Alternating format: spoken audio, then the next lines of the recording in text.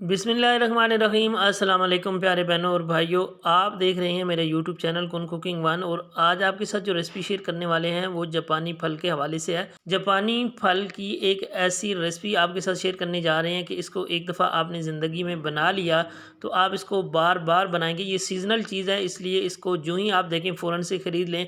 और इसको बनाने के लिए आपने क्या करना है, पहले 2 से 3 गिलास पानी बॉईल कर लेना है और उसके अंदर जापानी फल शामिल कर लेने हैं। क्वांटिटी आपने अपने हिसाब से ले लेनी है। हमने यहाँ पे 3 जापानी फलों को पानी के अंदर बॉईल करना शुरू किया है। इस रेसिपी के लिए आपने ज़्यादा पके हुए फल नहीं लेने हैं, जो हल्के पके होंगे वो वाले लेने हैं। जब आप इसको पानी के अंदर बॉईल करेंगे तो दोनों तरफ से आपने इसको अलट पलट कर अच्छे से बॉईल कर लेना है, ताकि इसके ऊपर की सारी जिल्द जो है वो एक जैसी रिमूव हो सके। यहाँ पे सवाल ये पैदा होता है कि इसको कितनी देर के लिए हम बॉईल करेंगे, तो इसको मुख्तलिफ टाइम लग सकता है। आपके फ्लेम के ऊपर डिपेंड करता है, आपके फलों के ऊपर डिपेंड करता है। यहाँ पे हमने इनको बॉईल कर लिया है। इनके कान से पकड़ के इसको एक प्लेट में निकाल लेते हैं और ठंडा होने के लिए वेट करेंगे। प्यारे बहनों और भाइयों, जितनी देर में हम इनको ठंडा करने के लिए वेट करते हैं, आप लोगों से हमेशा की तरह रिक्वेस्ट होती है कि अगर चैनल पे पहली बार हैं तो चैनल को सब्सक्राइब कर लें और साथ में लगे हुए बेल के आइकन को जरूर प्रेस कर लीजिएगा, ताकि आपको बार बार नोटिफिकेशन मिल सके। जापानी फलों को ठंडा कर लिया जी। अब आपने इनके जो ऊपर की ये कैप होती है इसको भी रिमूव करना है, और जिसके ऊपर थोड़े थोड़े छिलके रह गए हैं उसको भी आपने रिमूव करना है। 2 तरीके हैं, छुरी की मदद से भी आप कर सकते हैं और हाथों की मदद से भी। जिस तरह आपको इजी लगे उस तरह करके आपने इनको ऊपर से अच्छे से साफ सुथरा कर लेना है। जब आप इनको साफ सुथरा कर लेंगे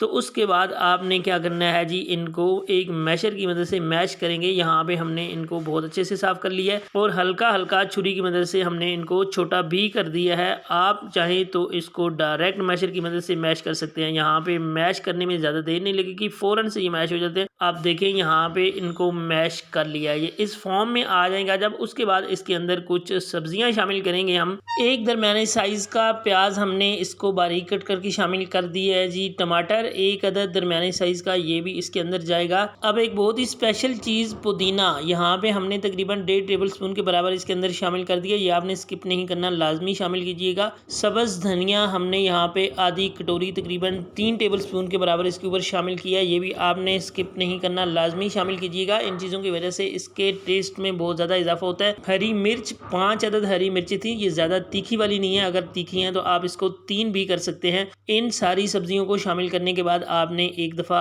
अच्छी तरह मिक्स कर लेना है आपस में ये सारी चीज़ों को। जापानी फलों की ये रेसिपी बहुत जल्दी तैयार हो जाती है और इतनी कमाल की बनती है ना, आप इसको एक दफ़ा ट्राई ज़रूर कीजिएगा।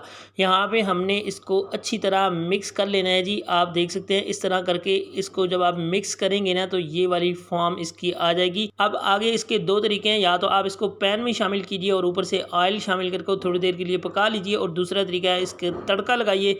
तो हम यहाँ पे इसको लगाने वाले हैं तड़का। तो चलें तैयार कर लेते हैं तड़के को। इसका तड़का तैयार करने के लिए एक पैन के अंदर 4 से 5 टेबल स्पून ऑयल शामिल किया। गर्म होने के बाद इसके अंदर 1 टीस्पून जीरा शामिल कर देना है। ऑयल गर्म है तो जीरे को कड़कड़ाने में ज़्यादा देर नहीं लगेगी, 30 से 40 सेकंड के अंदर अंदर ये कड़कड़ा लेगा। जीरे के क्रैकल होने के बाद 1 टीस्पून हमने इसके अंदर चिली फ्लेक्स शामिल कर दिया। चिली फ्लेक्स को शामिल करने के बाद तकरीबन 1 मिनट तक हम पकाएंगे।